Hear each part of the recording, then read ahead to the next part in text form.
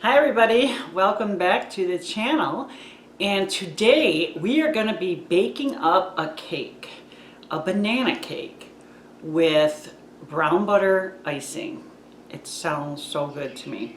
But I got the idea to do it because I had, of course, overripe leftover bananas, and I didn't want to make a banana bread. I mean, I love banana bread as much as anybody else, but I feel like it's getting to be that time of year where I don't want something quite as heavy. So I decided that I really wanted to make a cake. And I don't think I've ever made a banana cake, to be honest with you. And I figured, so seeing I have all these cookbooks, I'm going to get the recipe out of there. Well, I chose this one. This is 1956 edition of Betty Crocker's Picture Cookbook. And I haven't made a single recipe out of this book yet, so I'm really excited to do this.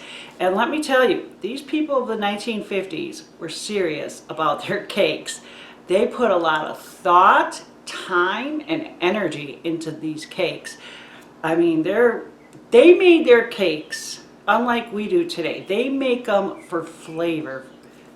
So all these different tastes and textures in them. Whereas I feel like today's cakes, a lot of them are made for show. They're almost like works of art, but a lot of times they don't taste that great. I don't like any kind of commercial icing or frosting. It all has that, you know, flavor to it. Give me a good homemade buttercream any day. But anyhow, let's get started on this cake. Okay, I tried to set up these ingredients ahead of time so you wouldn't see me putzing, measuring, all that kind of stuff. So I got my bowl set up here. Actually, right out of the gate, go ahead and grease and flour either two 9-inch cake pans or one 9x13. I'm using a 9x13. And get your oven set for 350. So, okay, once you've done that, in this bowl here, I have flour, baking soda, baking powder, and salt. They actually suggested using soft silk flour, which they still do sell in the grocery store, but I know a lot of people can't get it, so I didn't buy it because I wanted to try to do something that most people would have access to. So I just mixed that together in there. Well, I didn't really mix it, I just put it on top. And then the sugar. This is 1 2/3 cups. If you don't catch measurements, that's fine, because all the measurements and all the ingredients will be down in the description box. Make sure to check there. Well, anyhow, they want you to sift both of these together, and I wish I had a sifter. I had one years ago, but I rarely used it, and I ended up selling it in a rummage sale, which I could probably get one again in a rummage sale. And there's a lot of steps to these cakes I noticed in this cookbook, and that's what I mean, where they put a lot of effort into it. And they, in fact, the flour, they wanted me to sift the flour first and then add the other stuff and then sift that all together. So they said it's a delicate type cake. So I'm thinking to them what that means is it's going to be really nice and light and fluffy, and that'll be great. So it's all sifted in there. It's not as good as a regular sifter, but it'll do. And there must have been some moisture in my sugar container. Well, I think we can live without that little bit. And now to this, we are going to add 2/3 cup. They said soft shortening. I'm using butter. And 1/3 cup of buttermilk. And in fact, this is 2/3 because you got to use some more later. So I'm just going to measure out the 1/3 for now. And then we have to mix this with an electric mixer for 2 minutes. Oh, but actually, I think this is also when we add our bananas. So this is mashed. That's 3 bananas mashed up, just like how you would for banana bread. And then, yeah, we're going to get this going on like a medium speed for about 2 minutes.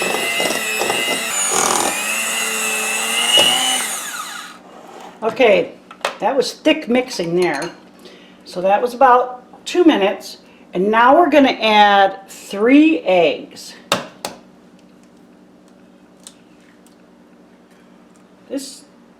They didn't describe this cake as rich, but it sure is sounding like it to me.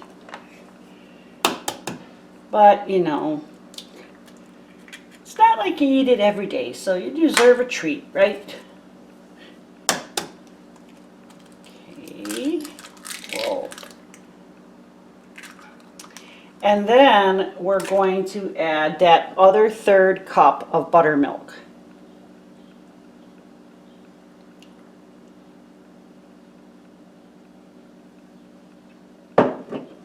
And again, we're going to mix this for 2 minutes.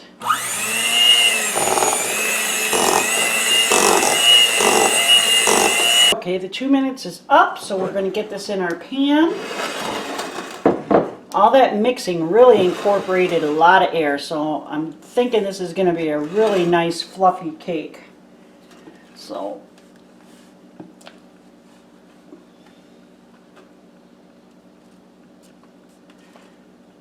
oh, holy mackerel.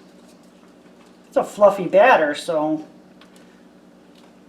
I can't wait to try this. I haven't had banana cake and I don't even know how long. And this would be great. And in fact, the cookbook said they consider it a picnic or lunchbox cake. And I think it would be great for a picnic.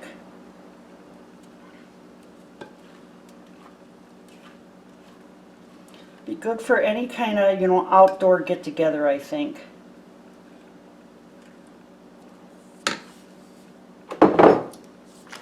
Just smooth that out a little bit, and then we're going to get it in the oven. Now for the 9 by 13, it says to bake it 45 to 50 minutes. But if you're using the 9-inch layer pans, then it says 35 minutes for that. So make sure you don't overdo it in your layer pans.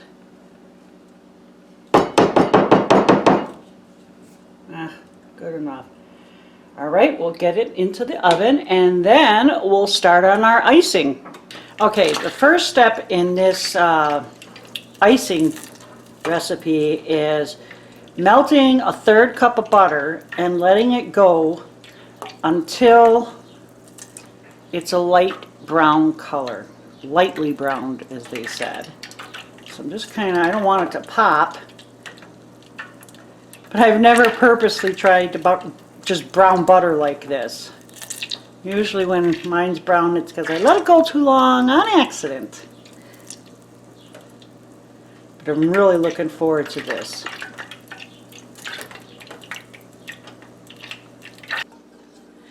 Okay, that took a little bit longer than I thought because I had to turn the heat down because it started popping. But trying to get this delicate brown color wasn't easy, so it's just darker. It's got some brown in there, so that's what I'm going with. And in this bowl is 3 cups of sifted powdered sugar. They definitely like sifting with this recipe. So you're supposed to just mix this together, and then we're going to add vanilla and cream. So we're just going to mix it a little bit here. I'm going to add the vanilla real quick. It said about 1.5 teaspoons. I'm not doing exact measurements, but that looks good to me. And then we might as well start adding our cream. If you don't have cream, go ahead and use milk. I was going to, but I did happen to have some leftover whipping cream in the fridge. So, set up to 3 tablespoons, so I'll add, you know, a little bit at a time.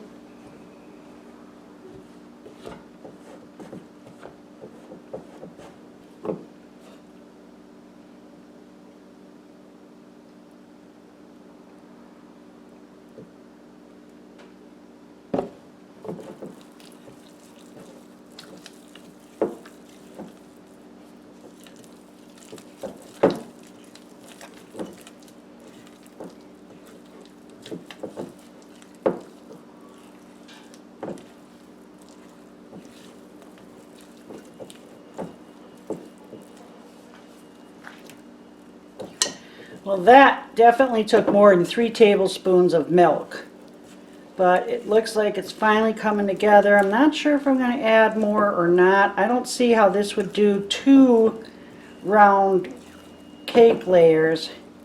It still is pretty thick. I might just dribble a little bit more.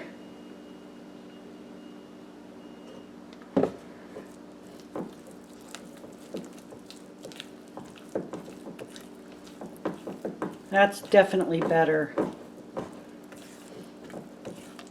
Well, now we just got to get the cake out of the oven and let it cool down, and we'll get it frosted and see how it turned out. Okay, it's done, finally, and a whole lot of dishes later. Let's see if it was worth it.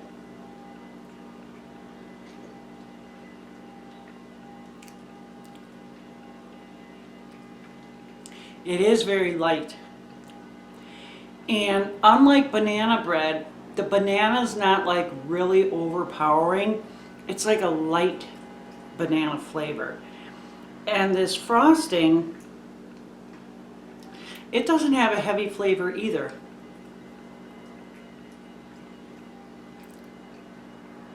It really is a good cake. And I think it's especially a good cake for spring and summer because it's yummy cake, but it's not a heavy. It's just light and fluffy and sweet.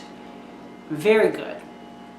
So go ahead and try it if you got some extra time, because it does take a little bit more time doing a cake like this, but I think you'll find your effort was well worth it.